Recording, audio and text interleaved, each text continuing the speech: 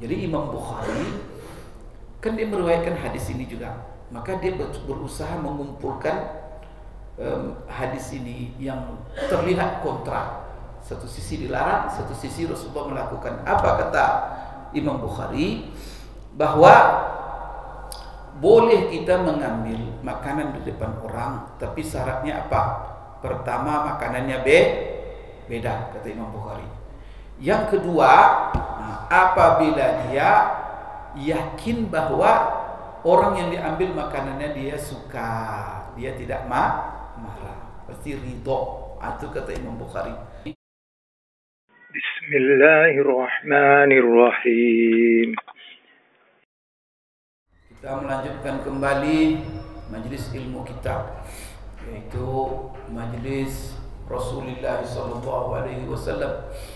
Kena kita membaca kitab Asy-Syama'il Al-Muhammadiyah, yaitu peri kehidupan Rasulullah, akhlak Rasulullah, dan budi pekerti beliau yang agung, yang disusun oleh Imam Tirmizi dengan sanadnya sampai kepada Rasulullah SAW.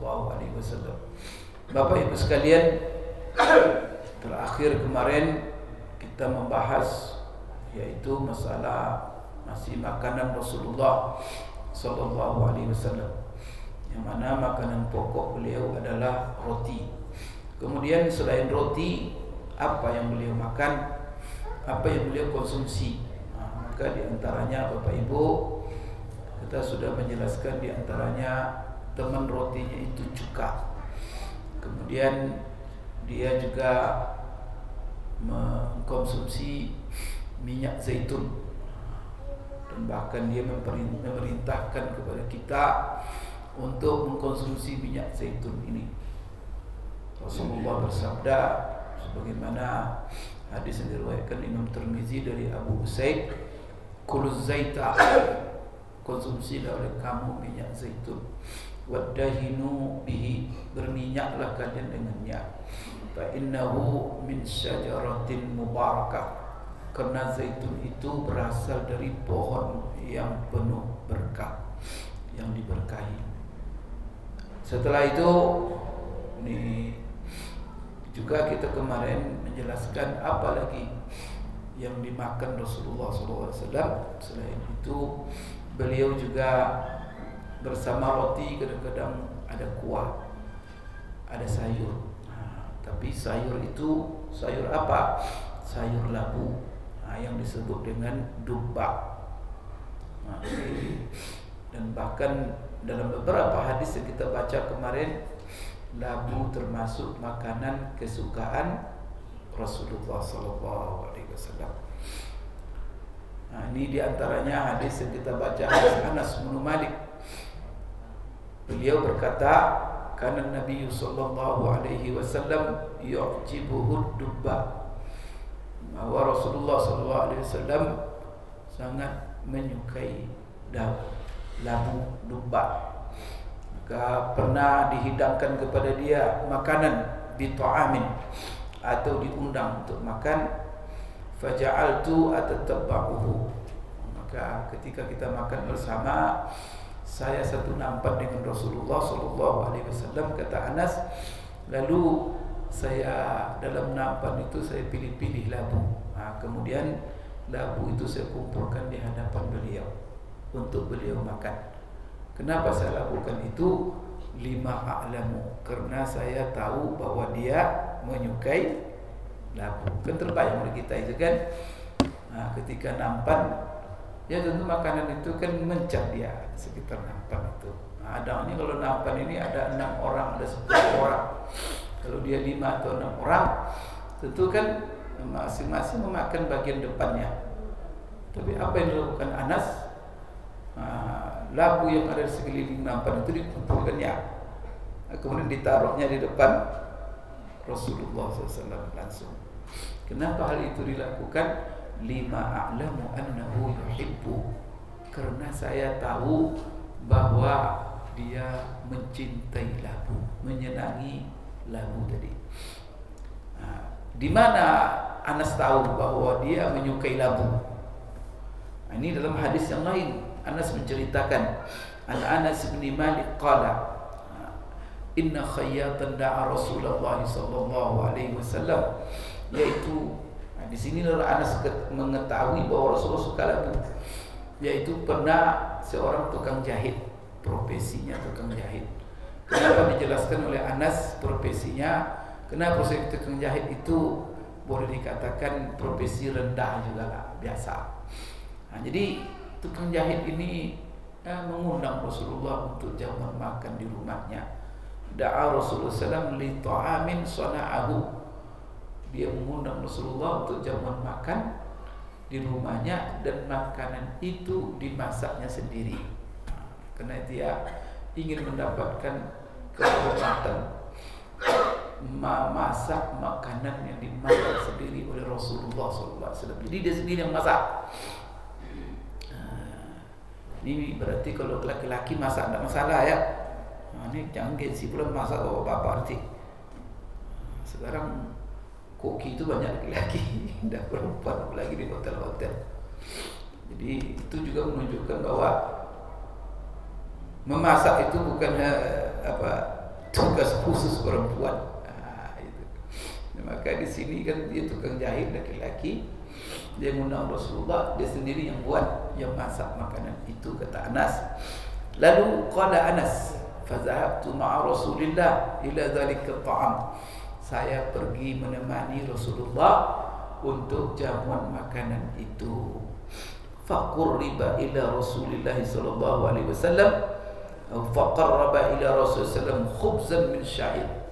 Lalu si tukang jahit tadi ketika Rasulullah datang, kami datang, pertama apa makanan yang dihidangkannya?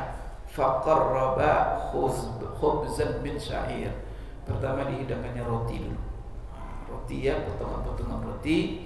Roti itu roti apa? Roti yang terbuat dari gandum syair. Syair kita sudah jelaskan berulang-ulang. Syair ini jenis gandum yang paling rendah, paling bawah. Dan ini juga menunjukkan tukang jahit itu sederhana. Sehingga juga rupanya rotinya juga dari syair. Ini mohon maaf, syair itu makanan orang-orang miskin, makanan pokok orang miskin di Arab. Kalau orang kaya nggak ada. Orang kaya itu kalau rotinya itu roti istimewa, kualitas gandumnya tertinggi. Di antaranya bur, hinta. Jadi rupanya tukang jahit ini syair juga rotinya. Wa marraqan fihi dubba. Kemudian dihidangkannya pula sayuran kawan roti tadi. Sayuran itu adalah sayuran labu. Jadi sayur labu yang disayurnya. Kemudian di dalam sayuran ini campur sayuran, ada labu, ada juga daging. Potongan-potongan daging kering yang disayur bersama labu. Inilah hidangannya itu. Jadi setelah dihidangkan, nampak qala Anas kan hadir ketika itu makan bersama Rasulullah di satu nampan. Di sinilah Anas tahu Rasulullah senang labu. Fara'aitu Nabi sallallahu alaihi wasallam yatatabba'u dubba hawailil qas'a. Jadi di situ Anas melihat ketika hidangan nampan itu dihidangkan, Rasulullah pilih-pilih itu. Ada labu sekitar apa tadi, diambil-ambilnya, dikumpulkannya sendiri. Anas memperhatikan saja, kok Rasulullah kumpulkan labu nih, kok dia makan dengan sedapnya.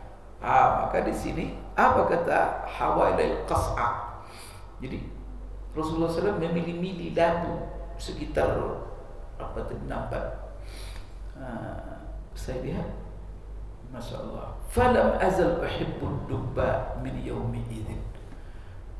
Maka dari hari itu saya tahu, pertama Rasulullah menyenangi labu. Tidak mungkin dia pilih-pilih itu kalau dia senang. Karena Bapak Ibu sekalian, tidak biasanya Rasulullah kalau tidak senang, tidak mungkin. Maka dia senang, dia pilih-pilih. Maka dari hari itu kata Anas dua hal. Pertama, saya tahu Rasulullah menyukai sayur labu. Yang kedua, apa? Anas sendiri semenjak dia melihat Rasulullah itu makan labu itu, maka apa kata dia? Falam azal hibbud dubba min yaumi idzin. Maka saya semenjak saya melihat Rasulullah seperti itu, maka saya menjadi orang yang menyenangi labu. Dari itu, maka mulai saya melihat Rasulullah itu, saya langsung menyenangi makanan labu. Kenapa? Karena dia ingin mencintai sesuatu yang disenangi Rasulullah SAW. Sebenarnya Bapak Ibu, ya masalah makanan ini kan hobi. Masalah makanan ini kecenderungan. Apakah kita harus memakan apa yang dimakan Rasulullah SAW? Kan tidak. Kalau dimakan Rasulullah itu boleh kita makan. Maka Rasulullah umpamanya makan roti syair, kita terus makan roti syair pula. Tidak. Ya Rasulullah SAW tidak juga melarang. Tidak ada Rasulullah melarang sahabat-sahabat memakan roti yang berkualitas tinggi. Tidak pula. Cuma kan itu pilihan dia. Kemudian tidak pula dia melarang yang menyukai daging, yang menyukai ini. Tapi kalau dia cuka, minyak zaitun, labu, itu kan makanan-makanan sederhana dan bersahaja. Apakah kita harus mencontoh Rasulullah dalam makanan seperti itu? Tidak pula. Karena di dalam Al-Quran, ya kita dipersilakan oleh Allah. Pertama sekali Allah katakan, Huwallazi khalaqa lakum ma fil ardi jami'a. Allah yang menciptakan untuk kamu semua yang ada di muka bumi ini. Ya sila. Kemudian dalam ayat-ayat banyak, Kulu min tayyibati ma razaqnakum. Makanlah yang baik, Pak, yang baik-baik. Maka di sini makan yang baik-baik. Dalam ayat lain apa? Kulu mimma fil ardi halalan tayyiba. Silakan makan yang halal. Ingat, pertama halal, kemudian makanan itu baik. Kalau halal digabung dengan tayyiba, jadi halal dan bergizi. Begitulah. Banyak manfaatnya untuk badan. Jadi dia halal, sehat badan dibuatnya. Silakan, itu Allah katakan. Kemudian juga ada pula batas-batas. Ini kan aturan-aturan makan. Apa kata Allah dalam Al-Quran juga? Kulu washrabu wala tusrifu. Makanlah yang halal, makanlah yang baik-baik oleh kamu. Tapi catatannya jangan berlebihan. Kan bagus. Jadi tidak ada. Maka kita tidak ada merasa risih ya. Ya Allah, kok saya ini enak-enak sekali makan saya. Ingat Rasulullah. Rasulullah hanya makan labu. Bukan saya makan. Jangan risih. Kenapa? Karena Rasulullah tidak melarang. Maka ini Bapak Ibu masuk di dalam, kata ulama, jadikan sunnah itu ada 3. Ada namanya sunnah tasyri'iyah. Jadi apa yang dibuat Rasulullah, apa yang disampaikan Rasulullah, yang ditetapkan Rasulullah harus kita lakukan, menjadi agama, menjadi syariat. Gimana dia sholat, itu harus ikut sholat. Gimana dia puasa, kalau begitu kita puasa. Jadi buat. Tapi ada nanti Bapak Ibu sekalian, sunnah namanya, ada lagi yang khususiyah, khas untuk Nabi. Nabi membuat sesuatu tapi untuk dia itu tidak boleh kita melakukannya. Kalau kita melakukannya, ada di antaranya halal untuk dia, haram untuk kita. Contohnya apa? Halal beliau berbini banyak, ya kan? Mau berapapun bini Rasulullah tak ada masalah. Tapi kalau bapaknya coba pula bini pula 11 kan, itu tak boleh. Karena kita ada batas. Batasnya cuma berapa? Fankihu ma taba lakum minan nisa. Lah, bapak-bapak hafal semuanya itu kan? Berapa jatah bapak-bapak itu? 4. Kemudian Bapak Ibu sekalian, itu namanya halal untuk Rasulullah, haram untuk umatnya. Tapi ada dua sebaliknya, halal untuk umatnya, haram untuk Rasulullah Sallallahu Alaihi Wasallam. Di antaranya, Rasulullah SAW haram untuknya sedekah. Beliau tak boleh menerima sedekah. Zakat tak boleh beliau menerima. Apa yang halal untuk beliau cuma Kalau hadiah halal untuk beliau. Tapi kalau kita halal, kita halal sedekah, halal zakat, kemudian hadiah juga halal. Kemudian Bapak Ibu sekalian ada lagi kan wajib untuk beliau, untuk kita tidak wajib. Apa contoh yang wajib untuk beliau? Beliau wajib tahajud. Solat tahajud itu wajib beliau, dan berusaha beliau. Tapi kalau kita tak wajib tahajud, ya. Tapi kalau kita buat tahajud lebih baik. Umpamanya juga berkorban. Korban untuk Rasulullah itu wajib. Wajib beliau berkorban setiap tahun. Kalau kita walaupun kita kaya, tidak wajib, cuma sunat muakkad. Kadang-kadang juga ada hal-hal dibolehkan Rasulullah, tak dibolehkan kita, makruh. Tadi haramnya ada makruh, seperti menyapu puasa berhari-hari. Besok puasa, maghrib sambung lagi terus malamnya, besok sambung lagi, sampai 3 hari puasa tak makan-makan. Boleh kita itu? Untuk kita tak boleh. Kalau Rasulullah SAW dibolehkan. Jadi sunnah itu gitu. Ada sunnah yang ketiga, namanya sunnah jibiliyah. Hal itu dilakukan oleh Rasulullah SAW sebagai dia manusia biasa, yang mana manusia ini punya kecenderungan, kesukaan, kehidupan sehari-hari. Kecenderungan beliau dalam suka makanan apa, hobi makanan apa, senang, bagaimana cara berjalan, bagaimana kehidupan sehari-hari. Maka di sini Bapak Ibu sekalian, kalau hal yang bersifat jibiliyah, maka apakah kita harus mencontoh? Tidak. Maka termasuklah apa pilihan makanan-makanan beliau. Namun kalau kita contoh tak juga masalah. Seperti tadi itu Anas, maka harus Bapak Ibu makan labu. Rasulullah makan labu. Maka setiap hidangan, pagi labu, siang labu, malam labu. Saya kira tak ada Bapak. Mungkin ada Bapak setahun ini tak ada makan labu kan? Padahal itu makanan kesukaan Rasulullah SAW. Kalau kita mendakwah mulut Nabi, cinta Rasulullah, labu tak ada dimakan. Kalau kita betul mencintai beliau, tentu kita mencintai apa yang beliau cintai. Itu konsekuensi. Cuma kita tahu Bapak Ibu, kita diajarkan oleh ulama, hal-hal seperti itu tidak harus kita mencontohnya. Tapi kalau ada yang mau mencontoh karena saking cintanya kepada Rasulullah, berpahala dia, insyaAllah. Tapi kalau dia tidak lakukan, berdosa. Karena itu masuk namanya sunnah jibiliyah. Itu dirumuskan oleh ulama.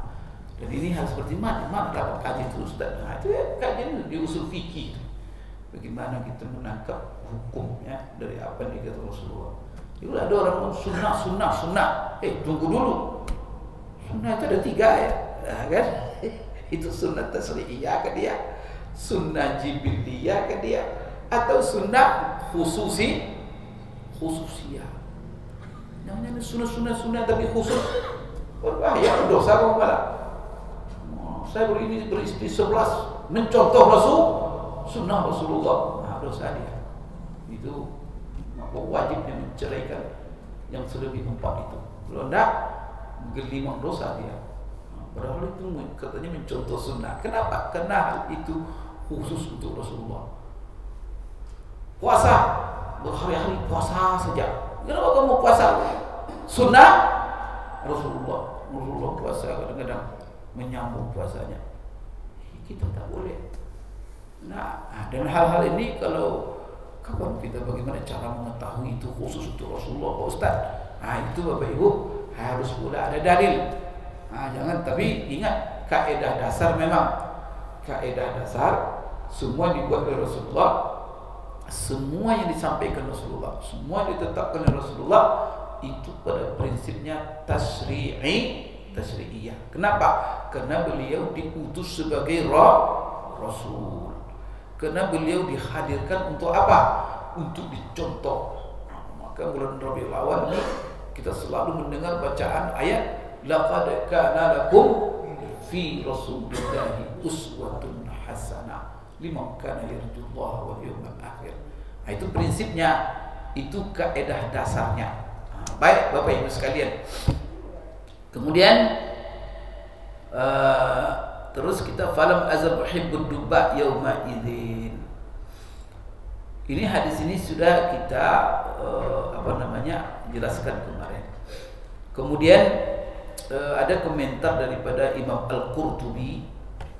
Di sini dia mengatakan fara'aitu Nabi sallallahu alaihi wasallam yatatabba'u dubba hawalail qas'ah. Ini qas'ah ini nampan ya. Al-Mula Al-Qari mengatakan hawalai itu atau dia menjelaskan makna qas'ah.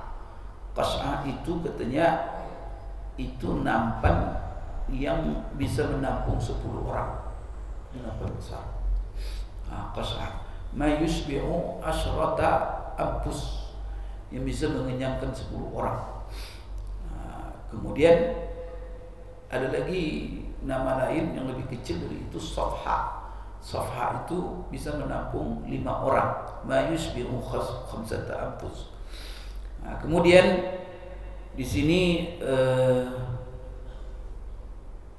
bagaimana ini juga khusus Bapak Ibu. Rasulullah kan ada melarang kita, kan ada seorang anak makan. Ketika dia makan, nyebrang tangannya itu. Yang depan orang juga diambilnya. Ini kan tidak adab nih. Nah, ini gimana ini kok Rasulullah kumpulkannya makanan ditaruh depan dia.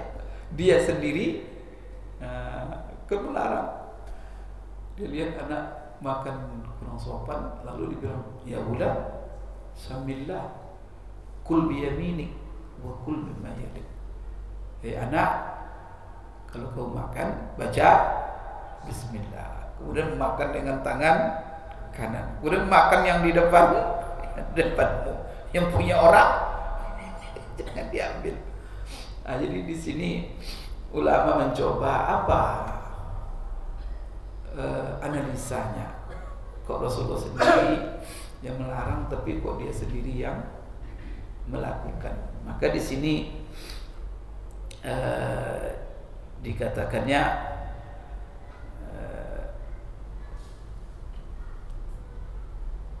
kok Rasulullah melakukan hal itu. Salah satu analisanya, hadza binisbah li janibihi sallallahu alaihi wasallam. Ini termasuklah yang khusus dengan Rasulullah sallallahu alaihi wasallam. Tapi yang lain-lain tidak masuk. Ya. Dan ini tidak bertentangan dengan apa yang dilarang oleh Rasulullah sallallahu alaihi wasallam. Kenapa? Jadi mereka melihat kenapa Rasulullah SAW melarang orang untuk mengambil makanan depan-depan orang. Jadi di sini ilatnya, sebabnya kata ulama itu litaqazzur wal ita. Karena kalau orang lain sama kita itu diambil makanan depan orang sendiri gini, itu agak menjijikkan, dan itu ada semacam kesan kotor. Litaqazzur namanya. Rasulullah melarang supaya jangan orang merasa jijik makan. Karena dia merasa kotor. Kemudian juga menyakiti perasaan tidak enak orang. Masa kita ini makan nampan dijambar, kalau mau kinang dijambar itu kan. Atau yang di depan jambar orang kita ambil juga begini ya kan, tak enak perasaan orang.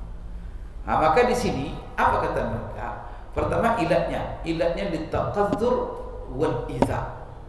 Karena Rasulullah melarang supaya menghindari orang merasa jijik, kemudian orang juga merasa tersakiti, singgung perasaan orang. Tetapi hal ini, ilat sebab ini tidak ada di dalam diri Rasulullah SAW. Rasulullah kalau diambilnya depan kita, ada merasa tersakiti kalau Rasulullah. Ya, jangankan bekas makanannya, air wudhunya saja diterebutkan oleh sahabat. Ya? Karena semuanya apa yang ada beliau itu berkah. Dulu ada Rasulullah berwudhu, itu sisa wudhu itu berebut sahabat itu, menampung. Ini apalagi kalau dia makan. Nah, kalau dia yang ngambil, senanglah orang makan. Mungkin semua orang akan memberikan kepada dia sebagai penghormatan. Nah, jadi di sini kenapa Rasulullah lakukan hal itu? Katanya muntafin, karena unsur jijik, unsur kotor tadi menyakitkan, tersinggung. Itu dalam diri Rasulullah bagi orang lain terhadap Rasulullah. Dan dia tahu sendiri sahabat-sahabat yang di sekitarnya semuanya sahabat-sahabat yang sangat mencintainya. Tak ada yang asing. Tapi mungkin kalau ada yang asing yang dijambar itu atau yang nampak itu mungkin Rasulullah, tapi semuanya Anas bin Malik apa semua.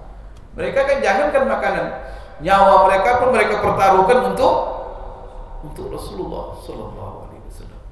Kita lah itu kalau ada Rasulullah kita karena dia mencintai labu yang ada depan kita berikan kalau dia memang senang.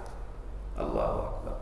Maka di sini kata ulama, wa huwa muntafin fi haqqihi sallallahu alaihi wasallam li'annahum kanu yawadduna zalika minhu. Karena sahabat-sahabat itu kalau dilihat Rasulullah itulah yang mereka ingin, malah mereka sangat senang. Tapi kalau selain Rasulullah atau kan cari gara-gara. Kalau cuma sesama teman itu diambilnya makanan kita marah. Tapi kalau Rasulullah SAW yawadduna zalik, malah sahabat itu sangat menyenangi itu. Rasulullah mengambil bagian di depan dia. Dan barangkali ini apa? Penghormatan bagi sahabatnya. Maka apa? Kalau kita sama-sama teman, orang ngambil bagian kita, itu melecehkan kita. Tapi kalau Rasulullah ngambil, kira-kira melecehkan. Malah kita, bagian kita diambil Rasulullah itu, kita merasa dimulia. Nah, itu rahasianya. Nah, jadi itu bagaimana itu Rasulullah satu sisi melarang, tapi satu sisi dia melakukan. Beda. Kalau kita sesama kita, itu bisa berantem dan itu melecehkan. Maka itu dikatakan idza, menyakiti, merendahkan orang. Masa depan punya depan. Tapi kalau Rasulullah yang ngambil, itu merupakan kehormatan dan kemuliaan dan bangga itu. Mungkin punya cerita, mungkin ke cucu-cucu cerita itu. Saya dulu makan, makanan saya dimakan oleh Rasulullah sallallahu alaihi wasallam. Kita sekarang kalau hidup Rasulullah, Masya Allah. Nah, jadi itu apa ibu. Kemudian apalagi kata li'annahum kana yawadduna dzalika minhu litabarrukihim bi asarihi. Karena mereka sendiri semua mereka tuh mencari-cari, mengintai-intai apa saja bekas-bekas Rasulullah. Rebut mereka.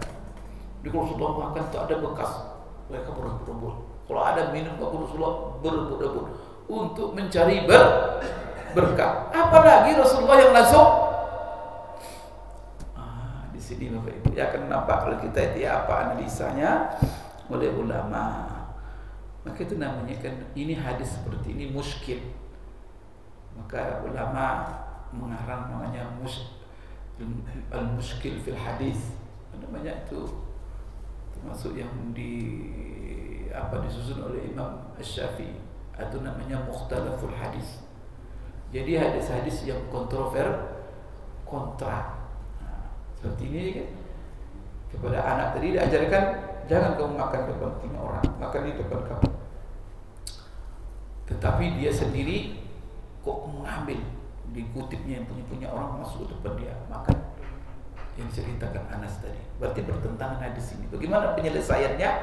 Itu yang ditulis oleh ulama supaya jangan salah paham. Itu penting. Maka baca hadis, jangan baca hadis satu surat itu diterjemahkan, enggak. Biar ulama-ulama Masya Allah telah mengkhidmat seluruh masalah untuk mereka selesaikan. sehingga tak ada agama ini yang diragukan, tidak ada agama ini yang sama. Semua sudah mereka jelaskan. Baik Bapak Ibu sekalian, jadi yang kedua, hal kedua itu adalah tabarruk ya, karena mereka bertabarruk, mencari barakah dengan asar. Asar itu apa? Peninggalan-peninggalan, sisa-sisa Rasulullah SAW. Maka coba sekarang, bahkan orang dijadikan untuk bisnis sekarang. Tidak tahu dan benar atau tidak. Ini rambut Rasulullah disimpan kan di tempat apa? Saya kemarin ada saya lihat di YouTube, katanya Habib dan tidak. Jadi katanya itu rambut Rasulullah sosok disimpan di botol, diberi cahaya. Maka siapa yang melihatnya dicium-cium apa itu? Kalau rambut itu di dalam, cuma botol itu dicium-cium. Nah, berarti kan bawa amplop pula. Jadi dijadikan dagangan pula. La ilaha illallah. Nanya di daerah saya pernah ditanya oleh seorang wakil bupati lah. Ini Pak Ustaz apa-apaan ini? Ini bupati ngundang orang membawa peninggalan Rasulullah, rambut, baju, sorban, macam-macam, dibuat pameran. Ya saya tidak mengatakannya dipercayai, tapi ya perlu di mana Bapak Ibu rambut Rasulullah sampai nyimpan apa, perlu bukti ya. Nah baik, itu sampai sekarang itu dijadikan oleh orang, ini rambut Rasulullah, ini sandal Rasulullah, ini sepatu, dicium-cium sandal sepatu itu. Di mana-mana saya lihat itu orang buat. Baik, Imam Al-Qurtubi dia mengomentari, dia bilang qauluhu sallallahu alaihi wasallam kul mimma yalik, bahwa sabda Rasulullah SAW yang mengatakan kepada seorang ghulam, seorang anak, hei anak, makan yang ada di hadapan. Kata Imam Qurtubi, ini adalah sunnatun muttafaqun alaiha. Ini sunnah yang disepakati oleh ulama. Maka kita kalau makan, salah satu adab makan yang diajarkan Rasulullah, sunnah Rasulullah, makan di depan kita, yang punya orang yang diambil. Wa khilafuha makruhun syadidul istiqbah. Maka kalau kita mengambil yang di depan orang lain, tidak hanya sebatas makan depan kita, itu hukumnya makruh. Dan makruhnya syadidul istiqbah, artinya perbuatan itu jorok. Itu kata Imam Al-Qurtubi. Namun walakin idza kana at-ta'amu naw'an wahidan, tapi apabila dia di sini ada analisa, kalau makanan itu satu jenis semuanya, wa sababu zalika al-istiqbah, dan apa sebabnya karena itu agak terkesan jorok, anna kulla akil kal haizi lima yalihi min at-ta'am fa akhizul ghair lahu ta'addin alaihi ma'a ma fi dhalika min taqazzuzin nufus. Jadi kenapa dilarang oleh Rasulullah? Ilahnya adalah karena setiap orang yang makan dengan nampan, jadi kan pakai nampan mereka makan. Kalau sekarang Bapak Ibu, kebiasaan kita kan sudah tidak seperti khusus orang Indonesia. Tapi kalau orang Arab kan sekarang masih pakai nampan. Kita jarang kan? Kita sudah mengikuti Barat. Kita ini lebih budaya kita, budaya Barat. Apa itu? Kalau makan piring sendiri. Nah, budaya Barat ini kan individualis, masing-masing ngurus diri sendiri. Kebersamaan itu tidak ada. Kalau Bapak Ibu pergi ke Barat, jangan heran nanti kadang makan, masuk ke warung, ke restoran sama-sama makan, keluar bayar masing-masing. Tidak ada itu orang lain, tidak ada orang lain bayar. Yang herannya kadang suami istri masuk ke restoran makan berdua, Suami makan, istri makan. Keluar, suami bayar, istri bayar. Begitulah individual mereka. Tidak ada kebersamaan. Jadi salah satu hikmah kenapa pakai nampan kebersamaan itu. Karena kita sholat aja bersama, jemaah. Makan juga berjamaah. Jangan sholat berjamaah, makan sendiri.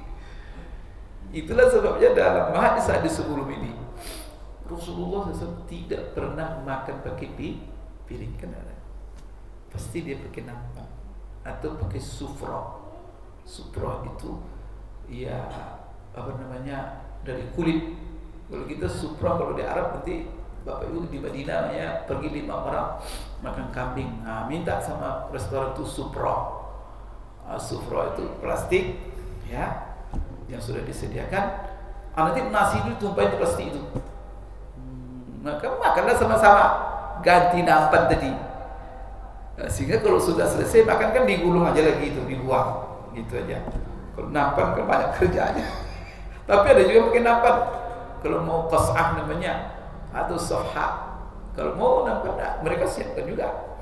Tapi piring-piring kecil, coba lihat, pergi nanti ke Madinah, ke Mekah makan, ada mereka nawarkan piring-piring kecil. Ada, jarang. Nah, ini piring kecil. Maka sufra itulah. Jadi di sufra itu kadang-kadang orang mengambil bagiannya masing-masing, diambil dari sufra itu. Jadi Bapak Ibu sekalian, kalau kita sudah makan pakai nampan tadi atau pakai sufra tadi, maka seolah-olah setiap orang yang makan menguasai yang ada di depannya. Gitu. Kal haiz lima yalihi min at-ta'am, kata Imam Qurtubi. Maka dia menguasai apa makanan yang ada di hadapannya. Kalau dia mengambil yang punya yang lain, itu namanya ta'addi. Ta'addi itu artinya menyeberang, melampaui apa yang menjadi haknya. Punya orang juga dia ambil, kan itu kesannya ta'addi itu namanya. Maka mengambil hak orang, mengambil tanah orang, mengambil hak orang, gaji orang, menyunat, itu namanya ta'addi terhadap hak orang lain. Termasuk itu juga, apa yang menjadi hak masing-masing yang di depannya. Ma'afi dzalika min taqazzuzin nufus. Kalau ada yang melakukan seperti itu, sudah itu sebut ta'addi, mengambil punya hak orang. Yang kedua, sangat tidak menyenangkan dalam diri setiap orang yang melihat. Taqazzuz namanya. Mimma khadat fil aidi wal asabi. Apalagi sudah dipegang-pegang oleh apa? Tentu jijik orang lain makannya lagi. Kita berangkat, kita pergi lagi. Kita sempat begitu. Makin nampak tuh dikecek-kaca orang depan kita. Kira-kira masih makan kita? Berangkat kita langsung. Mungkin marah. Artinya tabiat manusia tidak bisa menerima, kata Imam Qurtubi. Lima fihi min izharil his ala ta'am wan naham. Kemudian menampakkan lahap, rakus. Jadi itu menampakkan sifat yang tidak baik. Nampaknya rakus sekali ini orang. Punya orang. Diambil. La ilaha illallah. Itulah sebabnya Rasulullah SAW melarang. Summa, apa kata lagi? Summa huwa su'u adabin min ghairi faidah. Kemudian itu apa namanya? Kurang ajar namanya. Kurang adab. Dan tidak ada manfaat, tidak ada faedah. Apabila makanannya satu jenis. Jadi kalau makanannya satu jenis, semua sama. Kemudian punya orang yang ambil juga, itu apa namanya? Semuanya ayam, ya kan? Depan dia ayam, depan punya orang ayam. Tidak punya orang. Itu apa namanya? Lusukinan comonan. Astagfirullah. Itulah. Jadi Imam Qurtubi mengatakan kul mimma yalik itu lebih kepada apabila makanannya cuma satu macam jenis, sama semuanya. Jadi nampak itu sama. Ada nasinya, ada ayam.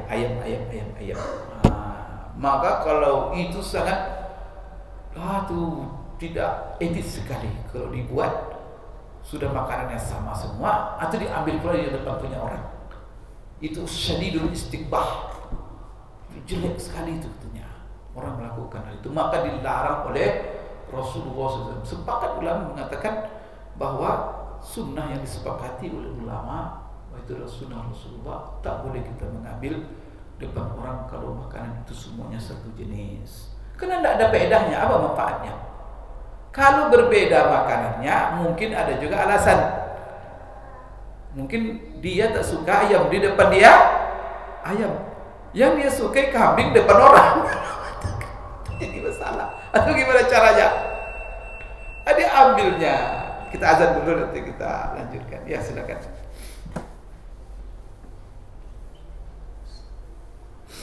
Baik Bapak Ibu sekalian, jadi kita sekarang ini menjelaskan ya bagaimana menggabung antara dua hadis. Kita semua tahu itu kan, maklum hadis itu. Pertama, hadis Rasulullah melarang kita mengambil depan orang lain, karena Rasul perintahkan kul mimma yalik. Kenapa Rasulullah sampai mengatakan kul mimma yalik? Kul mimma yalik itu adalah makan apa yang di hadapanmu. Karena Rasulullah melihat itu anak punya orang pun diambil, maka Rasulullah tegur dia, hei makan. Itu pertama. Jadi hadis ini menuntut, artinya tidak boleh kita mengambil makanan yang di depan orang ketika kita makan bersama. Nah, yang kedua, hadis itu Rasulullah ketika dihidangkan makanan, Anas sendiri menceritakan, dihidangkan nampan, Anas ikut makan waktu itu. Nah, kemudian saya melihat Rasulullah SAW mengumpulkan labu yang ada depan-depan orang itu, ditaruhnya di depan dia. Nah, ini gimana ini? Dia sendiri yang melarang, dia sendiri yang melakukan. Nah, sekarang bagaimana menggabung hadis? Satu sisi terkesan di sini melarang, di satu sisi hadis yang diceritakan Anas Rasulullah SAW seolah-olah hadis itu menunjukkan boleh, karena Rasul sendiri buat, dia adalah contoh. Nah, maka di sini Bapak Ibu ada beberapa sudut analisa oleh ulama. Analisa pertama tadi adalah Rasulullah tidak sama dengan yang lain, karena Rasulullah itu beda. Nah, kalau orang sesama orang, itu bisa, kenapa ilat Rasulullah melarang itu? Karena takut bahwa itu adalah menjijikkan, kemudian juga menyakiti, kurang memberi kesan macam-macam, maka dilarang Rasulullah SAW. Nah, tetapi kalau dalam diri Rasulullah ada hal itu, ilat itu tidak ada, maka ada kaidah hukum mengatakan al-hukmu yaduru ma'a illatihi wujudan wa adaman. Kalau tadi dilarang kita mengambil makan depan orang, yang ada depan orang, kenapa? Karena orang akan tersinggung, tersakiti, kemudian orang akan merasa jijik, mungkin akan ditinggalkannya makan untuk pergi dia. Tapi kalau Rasulullah bikin seperti itu, mungkin ada orang menganggap seperti itu? Kan enggak kan? Malah orang senang, bahkan dia mendapat kehormatan. Berarti yang menjadi sebab itu kenapa dilarang tidak ada pada diri Rasulullah, maka hukum tak berlaku. Maka di situ ada kaidah al-hukmu yaduru ma'a illatihi wujudan wa adaman. Jadi ilat itu hukum itu ya dilihat, kalau ada sebab ada hukum, tak ada sebab tak ada hukum. Sebabnya tadi orang jijik, orang merasa tersinggung, disakiti, maka dilarang. Maka larangan itu berlaku. Tapi ketika orang tak merasa jijik, tidak merasa tersakiti, malah dengan itu dia mendapat kehormatan, maka hukum tak berlaku, karena sebabnya tak ada di sisi ini. Itulah Rasulullah. Maka Rasulullah sebagaimana dikatakan oleh Mula Al-Qari, malah Rasulullah itu berebut-rebut orang. Bekas dia saja berebut-rebut. Kalau Rasulullah mengambil depan orang, berarti yang sisa depan orang itu adalah bekas Rasulullah, maka dia akan makan dengan lahap. Tapi kalau bekas orang kita ada lahap, makan tidak ada, tinggalkan orang. dan itu menjadi kehormatan. Mungkin dia malam-malam itu tidur berkah apa yang turun kepada saya. Tadi saya mau makan bekas Rasulullah. Yang Rasulullah sholat. Di mana Rasulullah sholat? Rasulullah sholat sini. Waduh, sahabat pada mengintai itu. Berdiri Rasulullah, berebut mereka sholat situ. Mencari berkahnya Rasulullah. Kan salah satu kenapa Bapak pergi ke Madinah, sholat kan berjubel-jubel sholat di Raudhah. Pertama memang keutamaan sholat di Raudhah itu, ya kan? Karena di situ Raudhah itu taman surga. Kemudian kedua, apa sebenarnya yang menentukan? Ya semua berharap bahwa dengan masuk di Raudhah, karena Raudhah itu tempat Rasulullah sholat. Apa harapannya? Mudah-mudahan dia sholat di tempat berdirinya Rasulullah Sallallahu Alaihi Wasallam.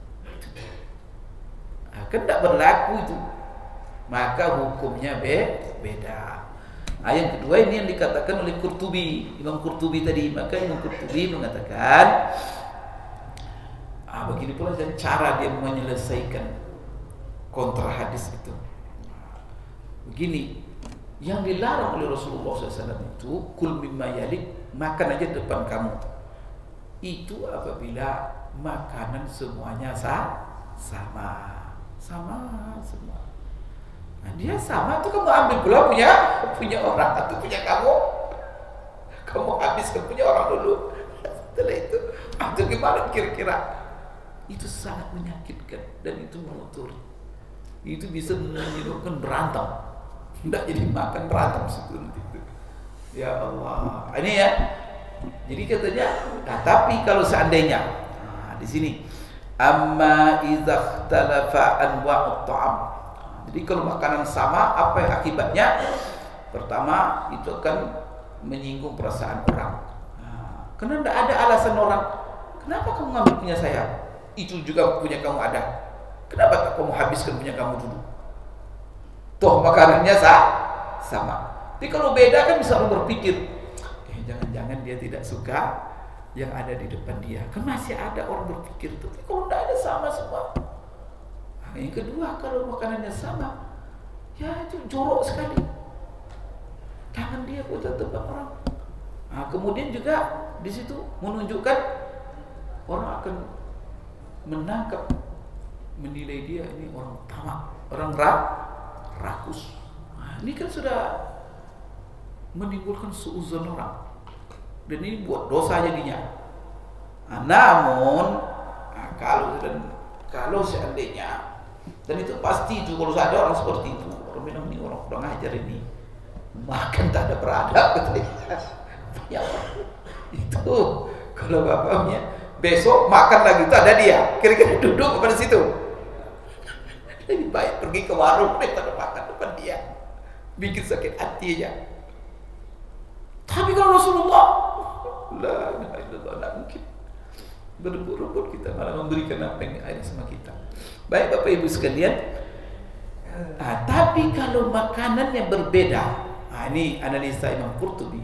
Amma idza ikhtalafat anwa'ut ta'am, kalau berbeda-beda macam-macam makanan, faqad abaha dzalikal ulama, maka boleh kita mengambil apa yang di depan orang. Ini kata Imam Qurtubi. Tapi selama apa? Ya selama semuanya bisa memahami. Kan orang kan pasti ya bukan kali dengan minta izin dulu, atau kita cek, ini mohon maaf ya, saya ini yang depan saya ini saya tidak bisa makan ini karena saya kena darah tinggi. Pas kambing kalau depan kita, ini kalau paksa makan goyang nanti kan. Tapi ada ikan depan orang, gimana Pak, ganti kita. Ini kan, tapi ada juga adab. Jadi boleh kalau seandainya makanannya jenisnya berbeda-beda. Kemudian di sini ada lagi metodenya Imam Bukhari. Jadi Imam Bukhari kan dia meriwayatkan hadis ini juga, maka dia berusaha mengumpulkan hadis ini yang terlihat kontra. Satu sisi dilarang, satu sisi Rasulullah melakukan. Apa kata Imam Bukhari bahwa boleh kita mengambil makanan di depan orang, tapi syaratnya apa? Pertama, makanannya beda, kata Imam Bukhari. Yang kedua, apabila dia yakin bahwa orang yang diambil makanannya dia suka, dia tidak marah, pasti ridho. Itu kata Imam Bukhari. Maka dia katakan dibuatnya dia di dalam Sahih Bukhari itu ada bab ya, judul fasalnya begini: Babu man tatabba'a hawailil qas'ah ma'a sahibihi idza lam ya'rif minhu karahiyatan. Itulah judulnya. Ini adalah bab tentang boleh orang mengambil makanan orang lain di sekitar nampan, tapi dengan syarat apabila dia tahu bahwa kawannya itu tidak marah, artinya tidak akan melarang, atau dengan kata lain bahwa semuanya ridho dan suka. Nah, jadi ini Bapak Ibu sekalian yang dikatakan oleh Imam Bukhari. Maka di dalam hadis ini ada beberapa pelajaran. Terakhir, jawazu akli syarib ta'aman duman mandunahu. Maka di sini orang terhormat boleh memakan, dianjurkan malah kalau dia memakan bersama orang-orang yang di bawah, berkumpul bersama. Rasulullah itu kan manusia paling hebat, paling mulia di dunia ini. Tak ada yang lebih mulia dari Rasulullah, bahkan makhluk paling mulia di sisi Allah. Sekarang ada tukang jahit mengundangnya dengan makanan yang bersahaja. Gimana? Itu contoh dari Rasulullah. Maka kita jangan sombong, tak boleh meninggi, ya sudah bersahaja. Ini yang contohkan Rasulullah. Kemudian apalagi mu'akalatul khadim. Maka juga tidak ada masalah kita makan dengan pelayan. Kan orang-orang kadang-kadang kan kalau ada pembantunya, pembantu makan sendiri. Kadang supir, kamu sana, kamu di warteg aja. Dia makan di restoran. Supir ini disuruh di warteg, itu kurang. Ajak dia. Maka orang-orang yang susah itu, orang-orang bawah itu ajak makan. Itu merupakan kehormatan sebagaimana Rasulullah memberi kehormatan kepada orang lain. Nah, ini Bapak Ibu sekalian. Kemudian juga ini menunjukkan tawaduknya Rasulullah SAW. Jadi kalau kita ingin mengkaji banyak sifat tawaduk Rasulullah SAW, apa salah satu contohnya? Dia diundang oleh seorang tukang jahit untuk hidang. Padahal hidangannya sederhana, roti syair dengan sayur labu. Tapi dia datang. Subhanallah, Rasulullah Sallallahu Alaihi Wasallam. InsyaAllah Bapak Ibu kita sambung nanti pada ketika waktu saya sudah masuk.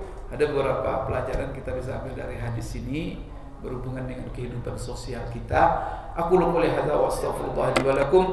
Subhanakallahumma rabbana wa bihamdik asyhadu an la ilaha illa anta astaghfiruka wa atubu ilaik. Assalamualaikum warahmatullahi wabarakatuh.